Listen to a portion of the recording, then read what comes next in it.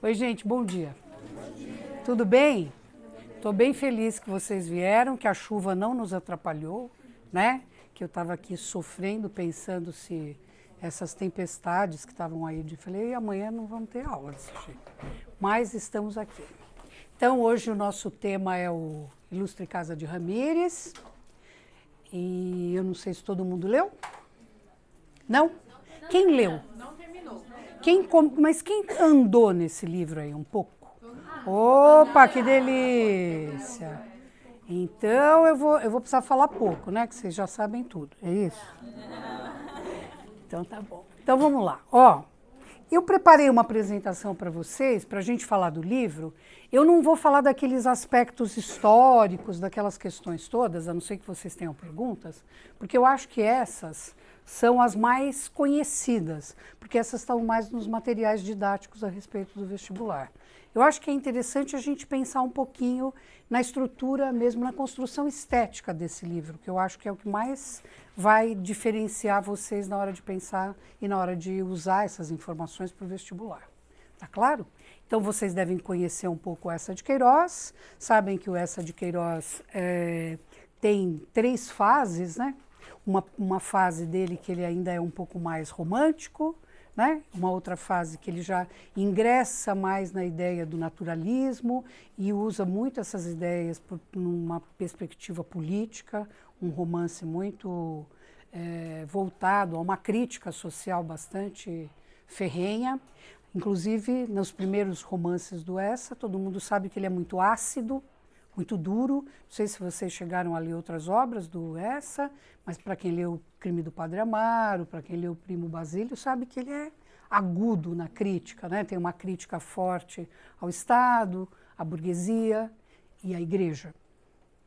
Essa terceira fase do Eça de Queiroz, em que a gente tem a Cidade e a Serra e a gente tem a Ilustre Casa de Ramírez, a gente tem um outro Eça de Queiroz, que é um Eça de Queiroz já mais ameno, no sentido dessa acidez e dessa crítica tão aguda a essas estruturas sociais e de poder.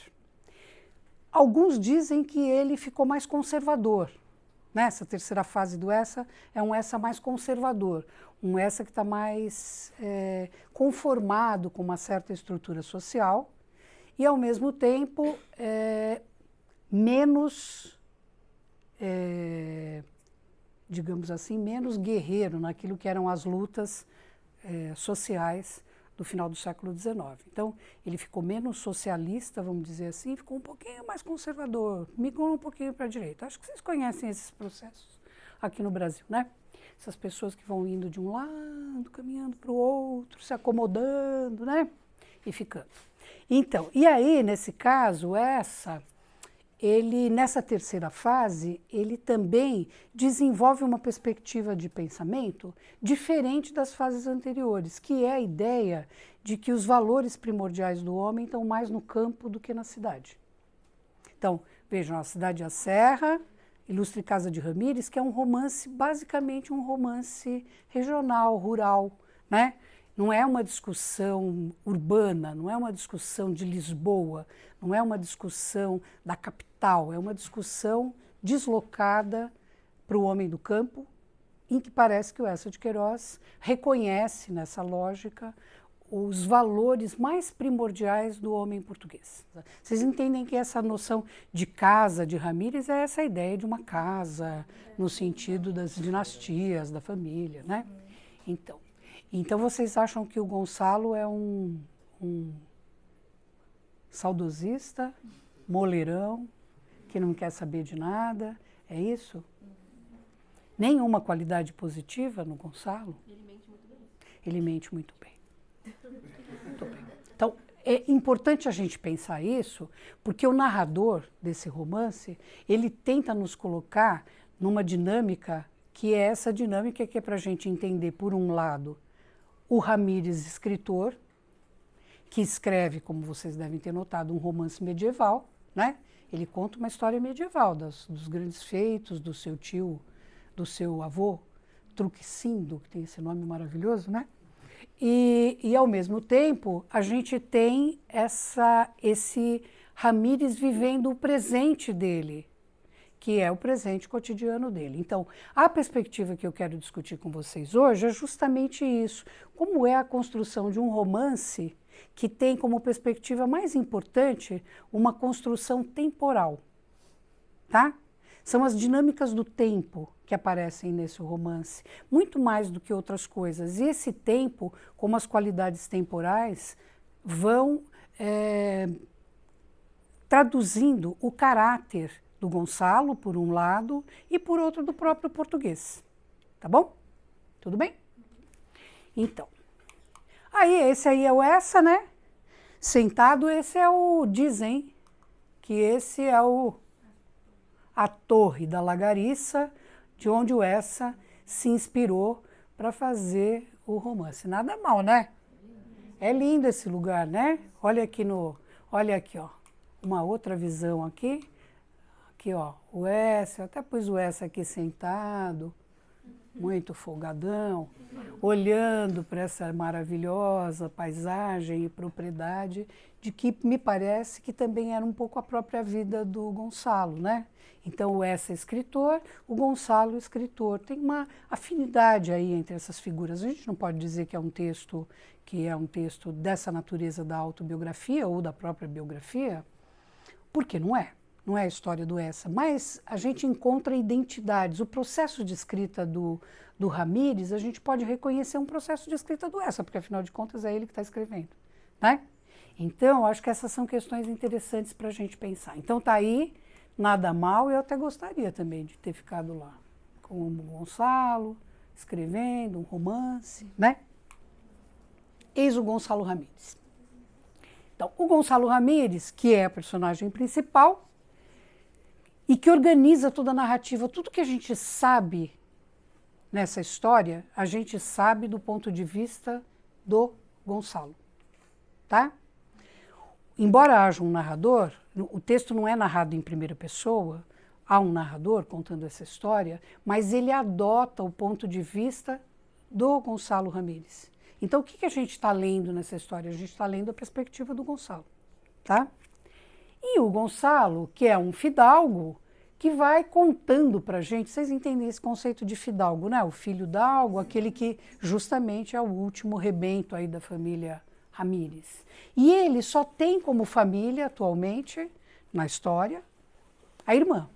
O pai já foi, a mãe já foi, os tios não necessariamente são próximos, alguns tios estão nas imediações, em Oliveira, né? Em Bravais, e na verdade o Ramírez vive em função dessa irmã. E é justamente essa relação do Ramírez com a irmã que também vai determinar uma certa perspectiva do Gonçalo, porque a gente sabe da briga dele com o André Cavaleiro, né? Que é uma espécie de rival político e, ao mesmo tempo, que foi dele um grande amigo. Então, há uma questão aí também que eu queria depois conversar com vocês sobre essa relação de amizade, essa amizade que se desfaz por conta de uma situação afetiva que se desenvolve entre o André e a irmã, a Gracinha, e que não se efetiva, porque o André não está muito interessado nisso, né? O André também é um homem solteiro e o Gonçalo também é solteiro até o fim do livro, né? Para quem chegou ao fim, tá?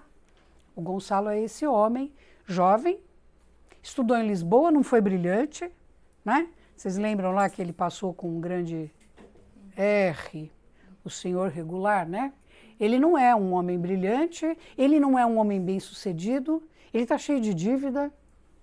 O castelo, a torre, como a gente sabe, precisa de cuidado, precisa de manutenção.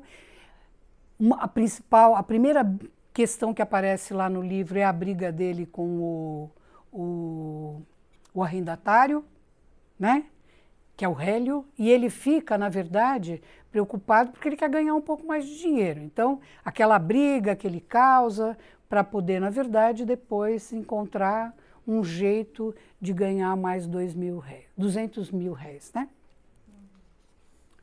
Então, o Gonçalo é essa figura, que é uma figura que, na verdade, não tem nenhuma relação direta com aquele heroísmo familiar. Ele tem uma ética toda muito particular, né? Que é uma ética, como vocês disseram, mente bem, né? Ele é um bom articulador para resolver tudo aquilo que interessa para ele. Então a gente tem no Gonçalo um pouco a construção desse sujeito liberal, que é esse sujeito que vai, na verdade, interpretando o mundo a partir dos seus próprios desejos e necessidades, né? Ele não é lá muito corajoso. Ao longo do livro a gente vai encontrar em várias passagens ele morrendo de medo, se escondendo, fugindo, né? Covardão. E ao mesmo tempo vende para as pessoas a imagem desse homem, que é um homem de família, que é um homem que tem uma herança histórica, e essa herança histórica lhe dá o direito de ser tratado como uma pessoa de valor.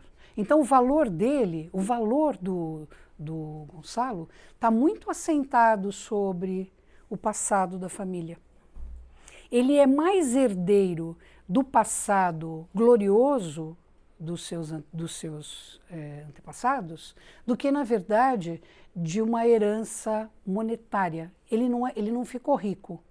Ele ficou, na verdade, uma figura reconhecida, uma figura que tem um papel, que pode ser visto e pode ser lido na sociedade, ainda que ele não tenha grande coisa para oferecer. Porque, vejam só, logo já no início do livro, a gente tem a ideia de que o Gonçalo é, antes de tudo, um escritor. Uma das críticas que se fazia ao Eça de Queiroz é que o Eça de Queiroz era um escritor de caricaturas, tipos. Né? Sabe essa ideia que a gente fala, o personagem plano, que é aquele personagem típico, que é uma caricatura de uma figura social, depois uma personagem redonda, uma personagem complexa, que é essa personagem que tem um outro mundo, um mundo interior. Tem um mundo que está espelhado nas suas ações. Eu reconheço o Gonçalo nas atitudes dele, eu sei quem ele é pelas atitudes que ele tem, mas, ao mesmo tempo, eu tenho um Gonçalo que é um sujeito psicológico, que tem uma vida interior, e que se questiona, e que se pergunta, e que interpreta o mundo a partir de uma determinada ordem. Tudo bem? Então, essa complexidade do Ramírez, que pensa antes de tomar decisão, que reconhece as suas fraquezas, que reconhece a sua falta de coragem, que reconhece uma série de traços da sua personalidade, torna o Gonçalo uma figura, do ponto de vista literário, muito mais interessante do que uma personagem típica. Ele não é uma figura emblemática do aristocrata. Ele não é uma figura emblemática do burguês, ele não é uma figura emblemática do homem interiorano, ele não é uma figura emblemática, porque ele é uma figura que tem uma complexidade que o individualiza. Ficou claro isso para vocês? Quando eu falo dessa maneira, está tudo bem? Para vocês entenderem o que tem de interessante nesse livro. Isso, um exercício de individualização de uma personagem, dando a ela uma existência singular. O romance do século XIX, os romances dos românticos e os romances do naturalismo em geral, tentam retratar o homem na tentativa de vê-lo como um sujeito muito universal e, portanto, de um sujeito que é típico. Então, todo burguês é assim, todo aristocrata é assim. A gente tem algumas fórmulas, né? Quando a gente lê essa complexidade que aparece no Eça, a gente começa a perceber que o Eça está dizendo assim, sim, eles são figuras típicas, porque todos nós somos sujeitos sociais e, portanto, todos nós temos uma tipificação na ordem das coisas. Mas, por outro lado, as pessoas se singularizam como nesse mundo interior em que ela reflete sobre a sua ação no mundo. Tudo bem? Até aqui perguntas? Questões? Eu gosto que vocês falem, isso mesmo. Eu lembro dessa obra aí do Eça, Eu sinto a mesma limitação assim que eu tive lendo Machado. Explica para mim o que você está chamando de limitação. Não só o português de Portugal, né, mas essa complexidade como ele escreve, e aí me lembra muito o Machado, as obras do Machado. O Machado não ia gostar dessa comparação, você sabe, né?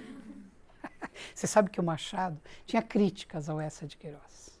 Críticas porque o Eça de Queiroz era um queridinho aqui no Brasil. Todo mundo lia Eça de Queiroz. Ele era um escritor muito queridinho. E o Machado era um escritor mais difícil que o Eça, exatamente porque o Eça construía muito essas características caricaturais, essa é uma leitura mais fácil. O Machado, que tem uma ironia muito sofisticada, mais difícil. Então, o Machado ficava um pouco bravo, às vezes, com a ideia do Eça de Queiroz ser tão queridinho. Depois, quando o Eça morreu, ele falou, bom, agora que já saiu de cena, eu posso falar que ele era legal, vai. Mas tinha essa questão. Agora, por que a gente pensa isso? Então, você tocou dois pontos que, para mim, são importantes, assim, para a gente pensar esteticamente sobre o Eça. E sobre o Machado também. É a gente pensar na linguagem. Gente, olha, um fato do qual a gente não pode se libertar. Quando a gente lê uma obra histórica, esse é um romance dessa categoria. Quando a gente lê uma obra histórica, a gente tem que viajar em dois sentidos. A gente tem que viajar no espaço e tem que viajar no tempo. Não tem muita importância entender coisa por coisa. Eu mesma, relendo aqui para falar com vocês, penso, nossa, o que era mesmo isso? Porque tem muito nome das coisas, dos objetos, há uma descrição muito minuciosa dos pratos, dos vinhos, das casas. Oi? Tem uma cena que ele fala muito sobre uma parede, ele descreve muito como uma parede. Então, essa linguagem descritiva, ela é problemática para nós. Por quê? Porque você tem que falar, ai, nossa, eu não sei o que é isso, nossa, eu não sei o que é aquilo, nossa, eu não sei o que é aquilo, eu não sei como funciona a minha imaginação. Mas o Eça, não sei se vocês sentiram depois, lendo, avançando na leitura, ele tem uma qualidade. Ele faz a gente passar por cima disso e entrar no enredo, que é entender essa personalidade do Gonçalo, as contradições do Gonçalo, e encontrar essas contradições na história. Então, é uma obra muito bem construída. Aí você me diz assim, bom, eu sinto a mesma... Qual foi a palavra que você usou mesmo? Isso, uma limitação em relação ao Machado. O Machado não é um homem que é tão descritivo, mas o Machado é um escritor muito irônico. Então a gente lê o Machado assim, ó, num plano inclinado. Se você lê o Machado assim, de frente, retão, olhando para o texto, no sentido mais linear do texto, você fala, nossa, não sei. Se você olha, você toma uma certa distância de um contador de história, de alguém que quer contar uma história e quer que você entenda uma outra coisa que ele não pode dizer, que ele não está dizendo naquele momento, você embarca num ritmo do discurso machadiano que te leva longe. Entendeu? Então, como que a gente supera essa limitação? Aprendendo um pouquinho a ouvir esses escritores. Eu não posso ler o Machado de Assis sendo a Celeste do século XXI. Eu tenho que ler o Machado de Assis fazendo uma suspensão na minha própria condição temporal, que é ler o Machado de Assis pensando assim, como é que um homem daquela época, no século XIX, aqui no Brasil, com toda a questão política efervescente aqui no Brasil, a questão da escravatura, a questão da república, podia falar. É a mesma coisa quando a gente lê os textos dos compositores, principalmente na música brasileira, da época da ditadura. Não se podia dizer tudo. Então, o que se dizia através de um outro viés, de um outro recorte, de uma outra maneira de dizer as coisas. Entendeu? Entendeu? Então, o Eça, eu acho que ele tem essa qualidade. Ele descreve muito, porque ele precisa... Porque, olha, uma coisa também é vocês entenderem o seguinte, dentro do romance histórico que ele está escrevendo, que conta uma história do século XIII, XIV, da família dele, né, uma história medieval, muito semelhante ao Alexandre Herculano, que eu não sei se vocês leram algum dia. ele tem que fazer esse processo descritivo, porque isso faz parte do gênero do romance de cavalaria, das histórias medievais. O alto poder descritivo. E por que é tão importante essas descrições? Porque, gente, não tinha televisão, né? Não tinha fotografia, né? Então, como é que as pessoas podiam conhecer aquilo que o outro está contando, quando ele descreve minuciosamente, dando todos os dados para se compor um quadro? Quando ela diz assim, ele gasta um tempão falando de uma parede. Para se compor esse cenário, é preciso que se descreva tudo minuciosamente. Imagina se a gente aqui tivesse que descrever tudo que está aqui minuciosamente. Agora, imaginem também uma construção medieval que é toda cheia de 1000 objetos, afrescos, pinturas, detalhes, 1000 coisas, e alguém tem que descrever isso. É um exercício. Então, o que eu tenho que fazer? Eu tenho que pensar assim, bom, eu vou ler esse texto, me deslocando e tentando fazer o esforço de pensar numa época em que as pessoas não tinham como fazer isso de outra maneira. Não tinha como tornar visível aquilo que ele estava dizendo, entende? E era importante tornar visível aquilo que ele estava dizendo? Sim, porque a construção do herói é uma construção também, a construção heróica, né, mais do que do herói. A construção heróica, ela é um exercício de fazer o detalhe falar do aspecto geral, fazer o pequeno falar do grande, porque parece que aquelas figuras típicas heróicas que agem sempre da mesma maneira, a bravura, a espada, o isso, aquilo, elas precisam também ganhar uma dimensão de atuação dentro daquilo que é o seu mundo. Então eu preciso falar desse mundo, preciso contar esse mundo. Toda a história de cavalaria que você for ler, se você estudar um pouco essa questão na literatura medieval, você vai ver que tem fórmulas. Assim como os gregos tinham fórmulas para descrever os banquetes. Você conta que tinha isso, que tinha aquilo, que tinha... Todos, é uma fórmula. Depois, nos heróis, como era a armadura, de que tipo era a malha da armadura. Se você lê aqueles romances, aquelas novelas de cavalaria, você vê a descrição de tudo, como o pajem pegou a rédea para colocar como ele colocou o arreio no cavalo, como ele desceu, como ele fez isso, como ele fez aquilo. Por quê? Porque isso tudo faz parte de um protocolo de época. Entendeu? Então, essa de Queiroz, nesse livro, ele aproveita e brinca um pouco com esse protocolo, que vejam como o Gonçalo se empolga, né? E aí sim ela tem razão. Ele é exagerado até nisso, ele se empolga, não precisava tanto detalhe, mas ele se empolga, ele conta as mil pequenas peripécias e questões que envolvia aquela família, porque, claro, também imaginem o seguinte, como que ele sabia da grandeza daquela família? Ele só sabe inventando o passado, né? Porque eu não tenho o passado diante de mim para saber. E não existe registro. Ele pega um poema, não sei se vocês lembram disso, ele pega um poema e ele vai extraindo daquele poema, então por uma espécie de exercício imaginativo, o que seriam os acontecimentos. Porque ele não tem esses dados, ele não tem ninguém vivo para contar aquilo para ele, entende? Então ele só pode contar isso inventando. E vejam que no final das contas vão dizer que romance espetacular que ele escreveu. Não é isso que vão dizer dele? Que romance espetacular. As passagens, no final do livro, alguém cita as passagens, um fala, não, eu gosto mais da outra, eu gosto mais da outra. É uma coisa que é uma espécie de sabor que é construído pelo modo como aquele texto é feito, entende? Então, as pessoas buscam a fórmula nos textos. Muita gente lê textos buscando as fórmulas do texto. Quando a gente fala do sucesso dos best-sellers, por exemplo, por que há um sucesso? Porque é uma fórmula. A pessoa já vai lá procurando, deixa eu ver que hora que esse cara vai morrer. Morreu. Né? Então, a gente tem essa ideia de que no texto alguma coisa vai acontecer porque ela é previsível. Há uma previsibilidade nesse texto. E o Essa brinca com essa previsibilidade, porque ele vai te levando a entrar naquela história do Tructecindo, olha que nome lindo. E a gente depois sai e volta de novo para a vida do Gonçalo.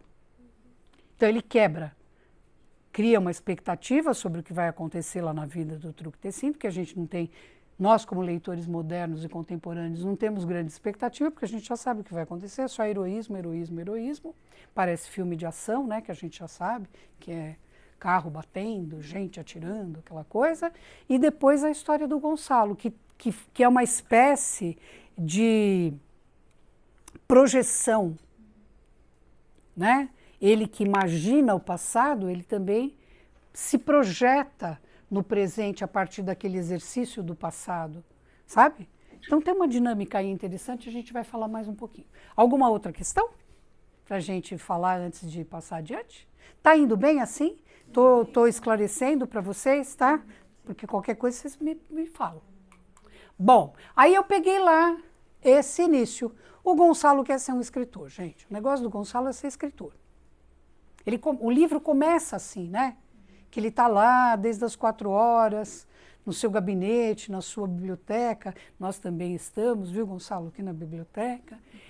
Numa biblioteca, lá na torre. E esse primeiro momento do texto conta como é que o Gonçalo se impõe ou se dá a tarefa de ser escritor. E então o que a gente tem? A gente tem o Gonçalo fazendo uma pesquisa, se inspirando em alguns escritores que são modelares desse romance histórico, que é o Walter Scott, por exemplo, né? E ao mesmo tempo encontrando nessa arquitetura uma inspiração, como se estivesse no espaço. Vejam que interessante que é essa ideia também, não é essa? Como se o espaço da torre fosse o espaço que revela o tempo, entende? Olha que coisa interessante. A gente tem uma noção, às vezes, de tempo, que o tempo está na memória, na reminiscência, nos acontecimentos que são recuperados pela linguagem verbal. Quando a gente pensa na arquitetura histórica, a gente pensa que é a recuperação de uma experiência sensorial e emocional que está relacionada ao espaço. Vocês já devem ter viajado para lugares em que a gente chega lá e fala assim, nossa, como seria viver aqui nesse lugar, né? Como será que as pessoas viviam nesse lugar? Nossa, isso é tudo tão diferente. Como será que as pessoas sobreviviam a isso? A gente vai, por exemplo, as imagens que a gente tem de castelo, quando a gente vê aqueles castelos tão rústicos, de pedra, sem janela, você fala, nossa, aquelas rainhas e aqueles reis que a gente vê nos filmes viviam nesse lugar? Imagina, não combina. Parece, quando a gente vê, que é tudo muito confortável, muito cheio de tecidos, muito guarnecido, como é o mundo contemporâneo. Mas o mundo medieval não é assim, né? É um mundo rústico, duro, um mundo frio, né? Em que as pessoas tinham uma sobrevivência muito precarizada pelas condições. E porque, em geral, as construções tinham uma preocupação muito mais militar do que uma preocupação com o conforto de quem vivia nela, né? Então, acho que essas são questões para a gente ir pensando quando a gente lê esse tipo de romance. Bom, aí a gente tem 2 narradores, né? Um narrador que é o narrador que está a serviço do Eça de Queiroz e um narrador que está a serviço do Gonçalo, porque o Gonçalo também não narra em primeira pessoa, ele também narra em terceira pessoa. Então a gente tem a construção de 2 narradores, né? O narrador do Eça, que conta a história do livro inteiro, A Ilustre Casa de Ramírez, que contém a história do Truc-Tessin do Ramírez, escrita pelo Gonçalo, que é personagem do livro. E o Gonçalo cria um narrador também para contar a história, porque ele não está contando em primeira pessoa, embora seja a história de sua família. Ele a coloca em terceira pessoa. A gente sabe que também ele acredita que a escrita dessa história, a escrita desse romance, vai favorecê-lo politicamente, porque politicamente ele não é ninguém, né? Ele quer ser deputado, que também é uma história que a gente conhece, né? Ele precisa de algum gancho para dizer, olha, eis o meu valor, eis o meu reconhecimento. Porque vocês perceberam que o sistema eleitoral tinha, por um lado, uma indicação e depois a votação, né? Então, ele precisava ser indicado. E para ser indicado, por que alguém indicaria alguém que é nada? Porque ele é um Ramírez. quase o próprio nome da história de Portugal, e ao mesmo tempo é um homem culto, é um homem capaz de resgatar a história de Portugal, e vocês devem ter notado no romance que, do ponto de vista político, há ali duas tendências, né? Como é que vocês identificam as duas tendências? Os passadistas, conservadores, que querem restaurar o passado histórico de Portugal, e o outro? Hã? Fale, meninas, aqui é todo mundo livre, ninguém tem problema, não. Pode falar. Como eles identificam o outro grupo? Hã? Isso, os regeneradores que querem recuperar esse passado. E os outros? Hã? Isso é o histórico também. Os regeneradores querem regenerar Portugal, trazer de volta a glória de Portugal, querem trazer essa história de Portugal, e por isso ele faz esse papel. Hã? Oi? Não, só uma suposição. Pode falar. Aqueles que não acreditam mais na glória. Isso, então, que é um outro grupo político, e ao qual o Gonçalo, por um momento, é um aliado, né? E depois ele muda de ideia. Porque aí vem a característica do senhor Gonçalo. O senhor Gonçalo é aquele que muda de ideia, né? Aí eu coloquei para vocês que essa, para mim, essa é a questão que eu quero desenvolver com vocês. É uma obra que fala do tempo. Um tempo aqui da vida cotidiana e das circunstâncias, que é a história do Gonçalo. Um tempo que são as suas reflexões e os seus conflitos, que é uma espécie de tempo psicológico do Gonçalo. A história pessoal dos afetos, a amizade e discórdia com André Cavaleiro, porque esse é um tema importante dentro do livro, né? Porque se a gente pensar que no realismo existe essa ideia do adultério, essa ideia de que as relações de casamento eterno e que as promessas de amor não se cumprem, o Essa põe esse pezinho lá, colocando a irmã nessa cilada com André, né, Cavaleiro, tá? O tempo da escrita da novela e o tempo dos sonhos e do futuro. Então, eu queria conversar com vocês sobre essas questões, superposições temporais, que me parecem que nessa narrativa é uma coisa importante. Vocês reconhecem essas dimensões do tempo? Então, como é que a gente entende essas dimensões? Porque tem uma perspectiva interpretativa que a gente pode fazer, que é a seguinte: o tempo nas narrativas, né? O tempo na narrativa é sempre uma questão fundamental, que são as arquiteturas, de como vai se traçando as relações de causa e consequência dentro do texto. Como é que um acontecimento vai dando origem ao outro, vai dando sentido ao outro, explica o outro. Tá certo? Como a seleção que o autor faz dos acontecimentos explica as questões. Como é que a gente aprende isso no romance do Essa? Na história do Truque Tecido. Tudo que o Gonçalo seleciona para contar é só para mostrar o heroísmo dos antepassados. Então, ele faz um recorte, ele seleciona dados e informações históricas que nos levem, leitores, a enxergar a história dos Ramírez como uma história de altíssimo valor para Portugal. Tudo bem? Então, é como se ele dissesse assim: o heroísmo dos Ramírez faz parte da construção de Portugal. Tá? Por outro lado, quando a gente olha para a seleção que o narrador do Essa faz para nos contar do Gonçalo, parece que ele não poupa nada. Tudo bem? Ele conta até os momentos em que o Gonçalo fica lá, deprimidão, caído, não quer saber de nada, porque ele descobriu que ele não é o que ele imaginou que ele fosse. As crises existenciais do Gonçalo. Até isso o narrador nos conta. Ou seja, veja só, a narrativa do Gonçalo nos aproxima da vida. Por quê? Porque essa história não é mais a história do passado que já morreu, é a história do presente. Então, essa história do presente, para ganhar sentido, para a gente encontrar o sentido nela, a gente precisa ir entendendo como essas relações se tecem. Pode falar. Não, Eu queria só falar um pouco sobre o que você estava dizendo agora, essa questão do contraste entre o personagem que o Gonçalo cria, que é o Troctezino, né? Ele não cria, mas ele fala sobre. E tem uma parte que o Troctezino, ele tá pensando tá num dilema, assim, moral, sei lá o quê. E aí o Gonçalo mesmo, numa parte do capítulo, ele se mostra, como se fala, desleal, ou tipo, ele quebra um contrato que ele tinha, então mostra um pouco da personalidade dele, do caráter dele.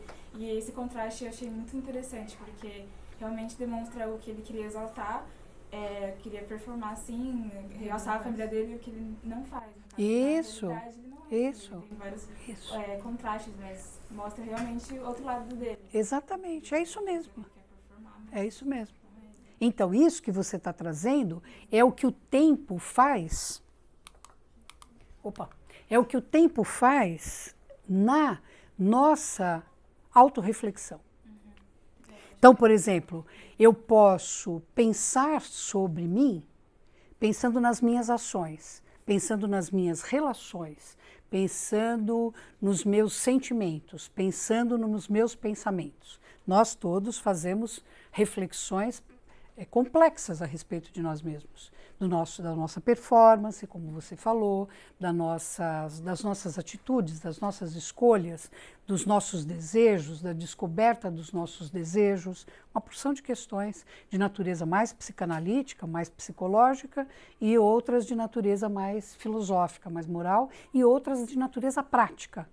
Puxa, por que eu fui jogar aquele negócio na rua? Sabe quando você pensa assim? Não devia ter jogado, né? Acho que eu vou voltar lá e pegar.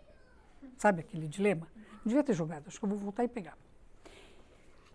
Porém, você trouxe um dado super importante. Quando eu penso sobre a história do outro, eu penso também sobre mim.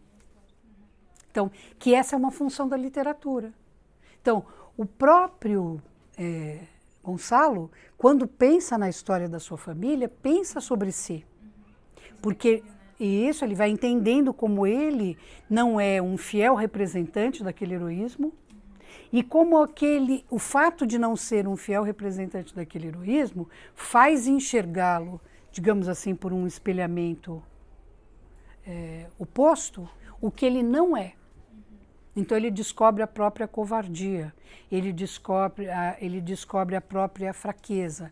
E essa é uma questão que eu acho das mais maravilhosas no texto do Essa, né? Que é a gente perceber que aquele sujeito, primeiro, aquele escritor não é um inspirado, aquele que senta e tem uma inspiração e escreve.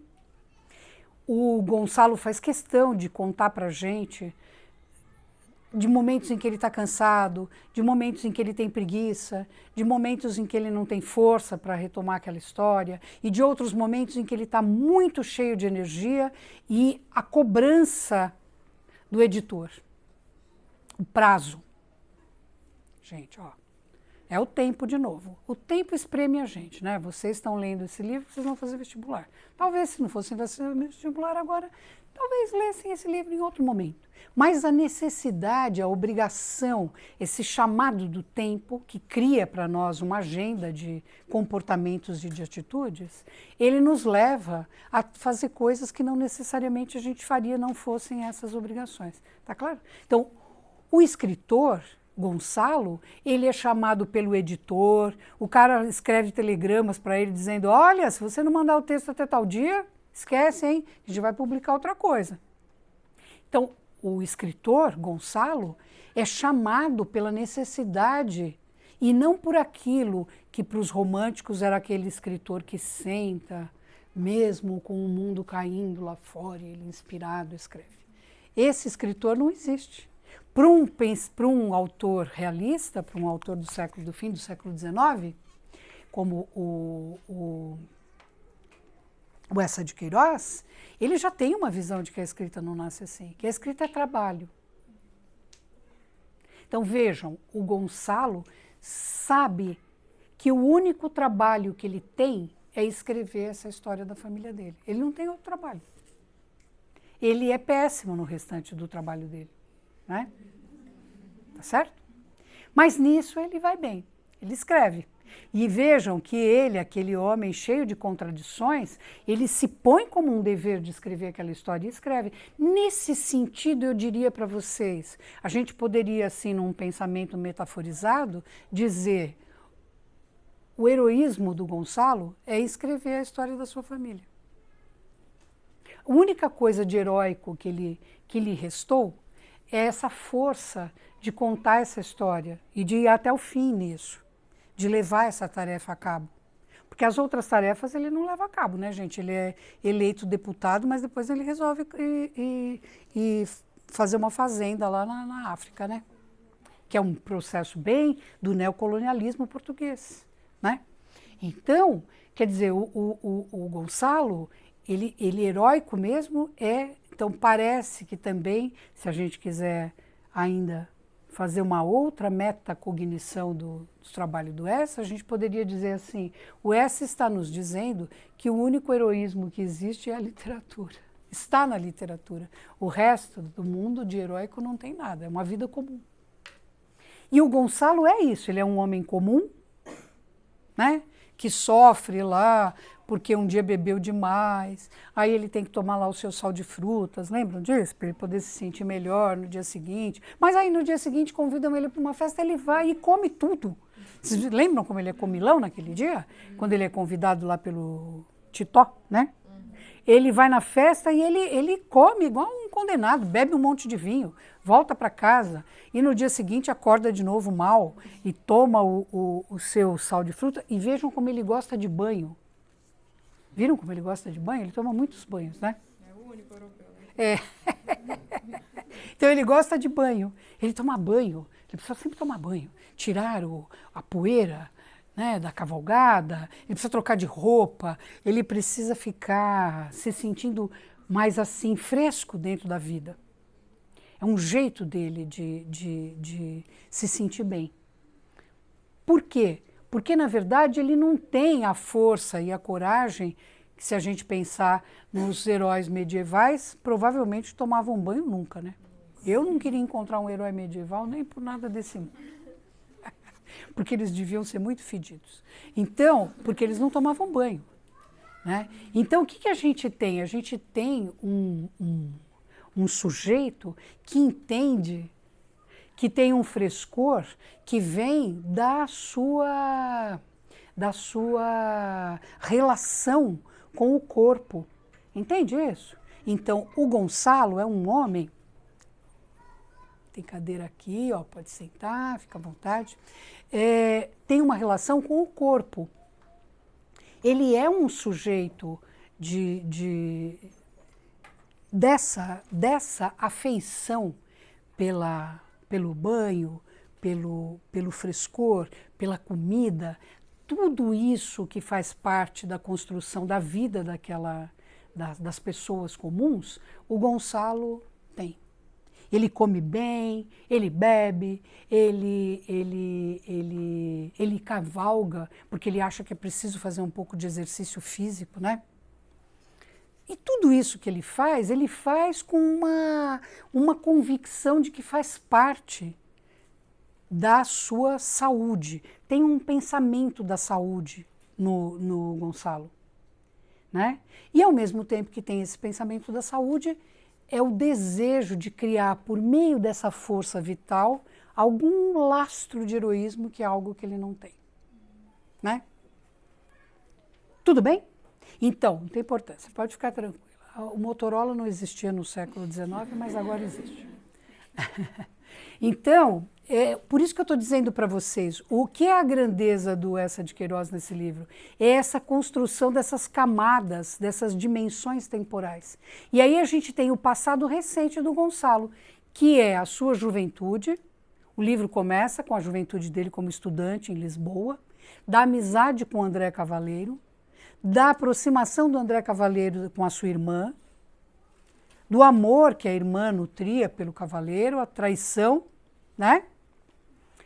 Que vai fazer com que ele tenha uma antipatia profunda e passe a execrar esse fulano até o momento em que ele, né, é chamado politicamente a se unir ao Cavaleiro para ser deputado. E aí Ai, como a nossa amizade voltou.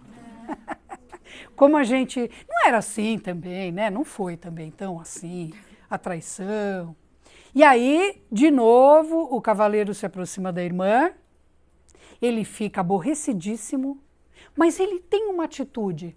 Porque depois do capítulo 10, quando ele tem aquele sonho que os familiares lá, os seus avós e tios-avós aparecem e dão a ele aquela força no sonho, ele acorda de manhã, pega aquele chicote terrível, né? Um chicote que fere, e vai pelo caminho e açoita aquele homem que era um malandro das redondezas, né? Lembram dessa cena? Que ele sai a cavalo, não chegaram lá? Ah, que pena. Porque é legal. Ele sai a cavalo para fazer uma caminhada, ele está indo encontrar a família de um dos seus apoiadores políticos, cuja filha, quando era criança, dá a ele as rosas. E ele está indo no caminho e encontra esse fulano, que é um fulano que ele já tinha encontrado antes, fardado, dando uma de bacana lá no meio da estrada, tirando uma onda com a cara dele, apoiado por um outro. E aí ele, que fica muito irritado, pega o chicote, arranca a orelha do fulano. Doeu, né? Então, e aí ele fica super preocupado, porque ele acha que ele matou o fulano. E aí ele faz o outro andar humilhado até mais à frente, para que ele não possa voltar e contar o que o Gonçalo fez. O Gonçalo fica entre buscar ajuda para o cara que ele machucou e ao mesmo tempo, e depois ele descobre que toda aquela vila, toda aquela gente adorou que ele deu aquela chicotada e arrancou a orelha do outro. Porque aquele lá era um que vivia atormentando a vida de todo mundo. Aí ele manda o sujeito ser preso, aí depois ele volta atrás. Ele tem essas contradições, porque no fundo ele é um homem bom. O Gonçalo tem essa natureza de um homem bom, de um homem gentil, de um homem generoso, mas que precisa resgatar o passado heróico da sua família. Então, mas isso é só para vocês lembrarem, então, que essa contradição que o Gonçalo vive, o Essa parece usar para nos dizer que é própria do povo português. Ela é uma marca do povo português. Isso que o Rui Guerra vai dizer no seu soneto, é que há uma distância entre a intenção e o gesto. Eu quero, né, enquanto as minhas mãos estão lá ocupadas em esganar, trucidar, meu coração sinceramente chora, porque eu sou um sentimental. Essa ideia do povo português como um povo sentimental, como um povo que, na verdade, não é dado a esse heroísmo no sentido estreito do heroísmo, é dado no sentido heróico de um heroísmo muito mais, digamos, existencial, né? Então, a observação final do livro parece sintetizar o Gonçalo em Portugal. A história de Portugal na história do homem português. É isso. Eu acho que é um realismo nesse sentido de que, olha, no final das contas, nós somos esses contraditórios. O nosso passado heróico, a nossa confiança, a nossa crença heróica, ela é um pouco uma balela, porque a gente é fraco também. Mas nós somos sentimentais, nós somos humanos. Tem uma coisa aí nessa fraqueza, nessa antropologia do Gonçalo, que nos leva a pensar também num homem que é um homem possível, que não é o herói que nada sente, nada sofre, nada teme, mas é o homem comum, que vive todas essas coisas crendo de verdade num valor heróico, né? E aí tem isso, o Gonçalo representa Portugal como expressão, mas ele não representa Portugal como escolha. Porque como escolha ele não quer ser o deputado, porque ele acha que aquilo é tolo, ficar lá levando as lamúrias lá da vila pro administrador, né? Ele não quer ser o homem dos grandes negócios, porque, não, Isso vai me dar muito trabalho, eu não quero isso. Eu quero ser escritor, eu quero pensar sobre o homem português e sobre sua história, mas eu não quero, na verdade, representá-la, incorporá-la e traduzi-la em mim mesmo.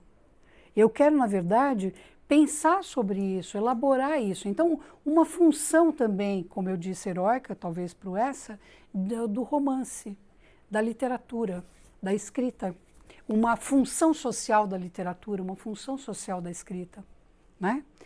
Olha, eu acho sempre que a recepção da obra, de qualquer obra, né, ela sempre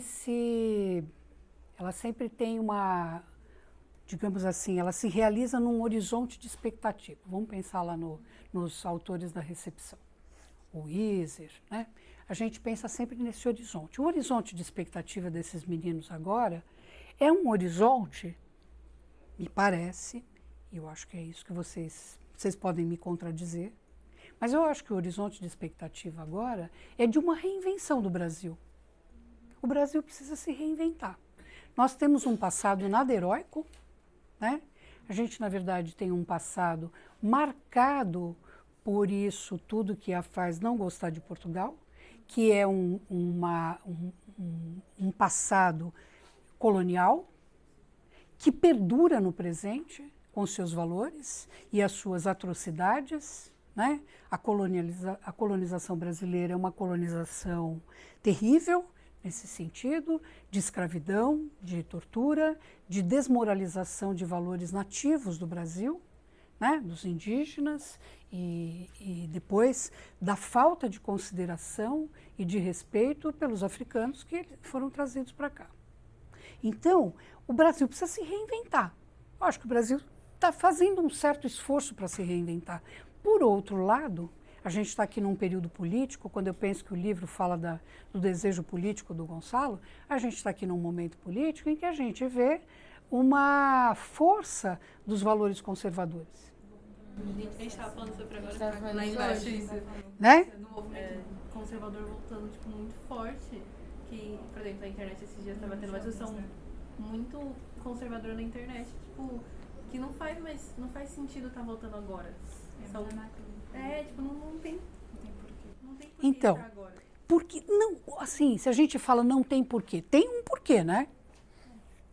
Um porquê terrível, que é a manutenção de uma estrutura que é favorável para esse pensamento conservador. Não é? Uma estrutura... Oi? Uma regeneração. É uma estrutura, essa estrutura conservadora quer manter as relações de poder. Ela quer manter as relações políticas, as relações sociais, ela quer manter aqueles que são excluídos como excluídos, ela quer negar aos excluídos uma inserção verdadeira na vida social e política. E, portanto, o conservadorismo quer, de algum modo, dizer que aquele Brasil de origem europeia é o Brasil que se quer que seja sempre o Brasil. Não reconhecendo que o Brasil é esse país de toda essa mestiçagem e que, ao mesmo tempo, não reconhece mais essa raiz europeia, né? Eu, por exemplo, acho que essa raiz europeia, se o próprio português é esse, nossa raiz europeia é uma raiz europeia muito frágil, que brotou muito pouco. Se reacende em outros europeus que vieram para o Brasil e que enxergam o Brasil sempre como um território e não como um povo, não como uma nação, né? Diga. Será que eu posso, então, fazer essa dialética do contexto em que o livro foi publicado, na época que Portugal já tinha essa crise econômica e social como hoje? Bom, todas as leituras que você fizer como interpretações em que você compara duas situações históricas, elas são possíveis. O negócio é que você tem que encontrar no texto elementos que te ajudem a provar. Você não pode só anunciar isso. Essa é uma questão da crítica literária. Quando você diz assim, o livro faz um certo... É possível ler esse texto nessa chave, eu preciso justificar por quê. Se você consegue justificar com elementos do texto, com elementos dessa discussão sobre o texto, é possível, sabe? É sempre isso, assim, o fato é que a gente sempre nas nossas interpretações tem que ser capaz, a gente tem que ser capaz de provar. A prova que a gente tem das nossas interpretações é o que o texto diz. Por exemplo, eu tentei mostrar para vocês aqui, justificar, que a leitura que eu fiz do texto para vocês, né, eu posso fazer outras, mas a que eu fiz para vocês é dessas dimensões temporais. Então, o que eu fiz? Eu escolhi elementos para mostrar isso. E mostrar que essa síntese do homem português, que eles dizem que é o Gonçalo, ela é uma interpretação através daquele sujeito, já que ele é de uma família que representa tão fortemente Portugal, que são os Ramírez, na história do Essa, o Gonçalo, que é o último herdeiro dessa família, a última ponta lá, ele, na verdade, representa Portugal também. Porque se os Ramírez representam Portugal, se os Ramírez são tão importantes para Portugal, o Gonçalo é uma representação, digamos assim, dos últimos elementos, dos últimos aspectos que sobraram dessa herança. Entende? Então, dessa herança gloriosa de Portugal, sobrou o quê? Pequenos heroísmos. Da coragem narrada do homem português, sobrou o quê? Uma pequena coragem, uma pequena bondade, um certo sentimentalismo, um certo saudosismo que o Gonçalo representa. Entende? Então, quando a gente, voltando lá à questão da... Esqueci seu nome. Sílvia.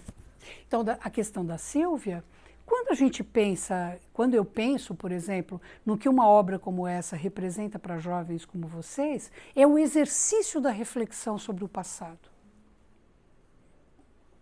Um exercício crítico de reflexão sobre o passado, né? Um exercício em que você olha para esse passado não para assimilá-lo ou para naturalizá-lo ou para simplesmente também dizer, ai, credo, vou rechaçar tudo isso. Mas é um exercício crítico sobre esse passado, que é o modo de encontrar nessa história o sentido do presente, né? Então, que papel tem uma obra como essa, como a do Essa?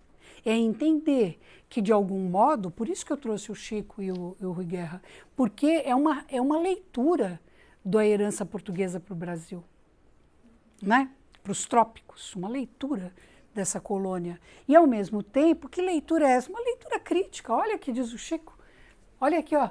Guitarras e sanfonas, jasmins, coqueiros, fontes, sardinhas, mandioca, num suave azulejo. Né? Todo mundo sabe que azulejo, que a gente chama de azulejo, que é essa peça de cerâmica ou porcelana, enfim, mas cerâmica em geral, para os portugueses, sempre azul, né? Azulejo. Não tem, mas assim, predominantemente tem que ter azul na peça, por isso que se chama azulejo. Aí ele diz, olha, o rio Amazonas que corre atrás dos montes, gente, não é verdade, né? O rio que corre atrás dos montes não é o Amazonas, é o Tejo. E numa pororoca deságua no Tejo. Aí ele diz assim, esta terra ainda vai cumprir seu ideal, ainda vai tornar-se... Olha que paroxismo, né? Porque a gente fala assim, como que alguém pode dizer que o Brasil, que um país, qualquer lugar, pode se tornar-se um império colonial? O que seria um império colonial? Colônia nunca é império, né? Então, o império colonial só pode ser lido num traço irônico, ou seja, o máximo do império que o Brasil consegue ser é colônia. Um império colonial, né? Então ele diz assim, o Brasil vai tornar-se um imenso Portugal, ou seja, aquele medíocre império colonial. Então, de algum modo, há uma crítica. Então, se a gente pensa no sentido de uma obra para jovens, da leitura de uma obra como essa para jovens como vocês, né, se a gente pensa nesse horizonte de expectativa de leituras de um jovem contemporâneo, é olhar para esse escritor e aprender com ele, do ponto de vista da escrita, como que se faz uma leitura crítica do passado. Usando recursos literários. Ele faz isso brilhantemente. O Essa é muito feliz nesse livro. Eu, particularmente, acho esse um dos melhores livros do Essa, no sentido literário, no sentido estético. O Antônio Cândido diz que se a gente deixar de lado a leitura política do Eça de Queiroz, nesse romance, a gente vai reconhecer nesse romance um grande livro, uma grande obra, porque a arquitetura dessa obra ela é muito interessante por conta dessas dimensões temporais, que é um jeito de refletir sobre o passado. Sou eu me dobrando sobre o passado longínquo, que não me pertence, mas me pertence como herança, né? Vocês receberão uma herança de um país com uma porção de problemas. O que vocês podem fazer diante dessa herança? Chorar, reclamar ou transformar. Eu, particularmente, quando falo para vocês, e sei que vocês vão para a faculdade, eu espero que vocês transformem. É o que a gente imagina. É a transformação da realidade, né? Porque eu tenho certeza que eu fiz a minha parte, viu? E eu acho que a literatura vai ajudá-los a entender o caminho dessa transformação. Por outro lado, a gente pensa assim, então eu entendo uma herança que eu recebo de um país, mas eu também entendo a herança que eu recebo que é familiar. Todos nós temos uma herança familiar, sobre a qual a gente também pode esmagar, trucidar, reclamar, chorar, mas a gente também pode reelaborar a nossa herança familiar, por outros sentidos e pelo próprio amor que a gente tem a essa herança.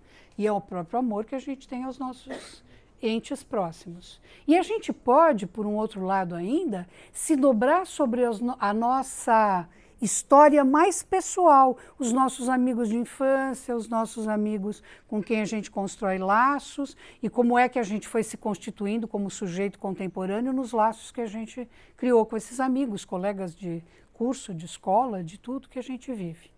E a nossa projeção para o futuro, como é que eu quero promover essa transformação? Ingressando na vida política? Ou atuando politicamente na minha vida comum? Escrevendo? Sonhando? Como que eu quero fazer isso? Na minha profissão, na minha carreira, no meu trabalho, nas novas relações que eu vou criar? Quer dizer, essas dimensões temporais que o romance explicita são as dimensões temporais que a gente imagina para um jovem, né? Como o próprio Ramiro. Que jovem serei eu? Né? É o que ele está se perguntando ao longo do texto. Te ajudei um pouco? Responde um pouquinho? É legal. E aí, gente, mais questões? Mais perguntas? Mais coisas a dizer? Ajudei vocês? Fala. Eu tenho uma que eu fiquei pensando, em comparação com os livros que a FUVEST trouxe, como que poderia comparar a obra essa obra com os outros livros? Eu acho que essa comparação não dá para fazer. Não. Sabe por quê? Porque os recortes feitos pela lista, eles são recortes que colocam obras separadas, isoladas. A ideia que a Silvia trouxe é uma ideia de como cada obra dessa dialoga com vocês, como expectativa, como horizonte de expectativa de vocês. Isso é possível. Agora, comparar as obras entre si não dá. Por exemplo, se a única comparação que você poderia fazer, assim, muito mais direta, eu diria, é com o Romanceiro da Inconfidência.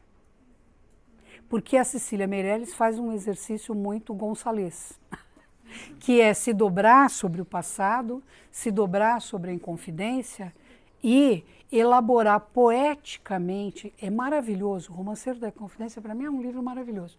É se dobrar sobre essa realidade, essa história, de modo poético. Então, que são duas vertentes. Há um desdobramento poético no sentido do poema mesmo, da poesia, e existe um desdobramento poético que é da prosa, que é narrativa. São dois exercícios que aparecem, eu acho que são os dois livros mais comparáveis.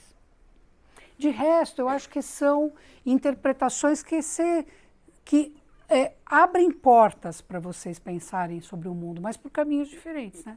Eu diria que você, ao pensar sobre a história do Brasil, você pode encontrar essa mesma problemática que essa descreve. Tem uma questão que é a questão da igreja, tem uma questão que é uma questão do Estado e tem uma questão no Brasil que é a questão do capital. Você tem essa tríade que constrói o Brasil através de um artifício. O Brasil é uma construção artificial, de algum modo. Porque a nação, que somos nós, né, que é o povo brasileiro, ele foi sendo excluído de diferentes modos das decisões mais importantes do país, né? Então, se a gente olhar para essa perspectiva, você vai dizer assim, o que falta ao Brasil? Um verdadeiro republicanismo, no sentido de que, você vê, olha, nossa república foi proclamada por militares, né? Uma revolta militar. Depois a gente teve movimentos ditatoriais, depois a gente teve uma ditadura militar. Então, quer dizer, nós temos uma história do Brasil mesmo, depois que ele se libertou de Portugal, de 1822 para cá, que é uma história de um país que, na verdade, não se voltou para a nação, ele se volta sempre para uma estrutura de metrópole. Nós somos a colônia, nós todos brasileiros parecemos assim a colônia, e existe uma metrópole que rege a nossa vida ainda, que é um pensamento colonial, que está entranhado aqui no Brasil. Então, se há alguma coisa para a gente refazer nesse país, é essa visão colonial, que a gente precisa tirar do nosso olhar. Precisa começar a olhar para o Brasil de uma outra ótica, de uma outra lógica, que é olhar para uma nação de pessoas que não se querem colonizados. Nós nos queremos soberanos. Entende? Eu acho que existe uma questão meio assim. Agora, a FUVEST, eu não sei se ela tem uma expectativa, viu? Isso eu não poderia dizer. Porque ela, nesse sentido, é muito técnico. A FUVEST é uma fundação que produz um exame. Ela vê isso muito tecnicamente. Agora, o que ela espera é o que eu disse para ele. Se eu consigo arquitetar, não foi para ele, acho que foi para você, né? Se eu consigo arquitetar bem as minhas justificativas e construir a minha argumentação para provar aquilo que eu quero provar, ora, todo mundo vai ser obrigado a ler sua resposta de uma maneira muito boa.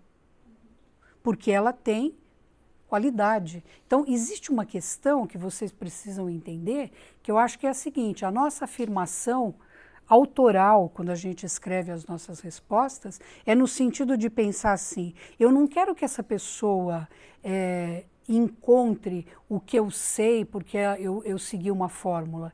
Eu quero que ela saiba que eu tenho um conhecimento que eu disponibilizo para essa prova. Então, é a sua boa argumentação, é o que vai funcionar aí. Entende? Eu acho que é isso. Agora, eu acho que a gente tem expectativa sobre vocês, que é exatamente essa, assim, uma visão nova, superando essa visão colonial, essa visão medíocre que a gente tem de nós mesmos, e encontrando a nossa grandeza, não a nossa grandeza da expectativa idealizada da metrópole, mas a nossa grandeza de expectativa como sujeitos contemporâneos. Nós estamos vivendo no mundo, então a gente olha para o mundo, entende o mundo e seleciona do mundo o que a gente quer manter e o que a gente quer mudar. Eu acho que é isso que vocês têm que fazer como jovens, tá bom? Mais alguma questão? Não? Ajudei vocês? Foi bom, assim, deu para entender, entenderam o Gonçalinho, não fiquem bravos com o Gonçalinho. O Gonçalinho é um fofo, vai, no fundo ele é um sentimental. Tá bom? Então, gente, olha, eu que quero agradecer muito vocês por terem vindo aqui nesse sábado chuvosinho, né? Mas foi muito bom conversar com vocês e eu espero muito que vocês tenham um ótimo desempenho nas provas e que tudo isso que a gente conversou tenha sido útil para vocês, tá bom? Muito bom.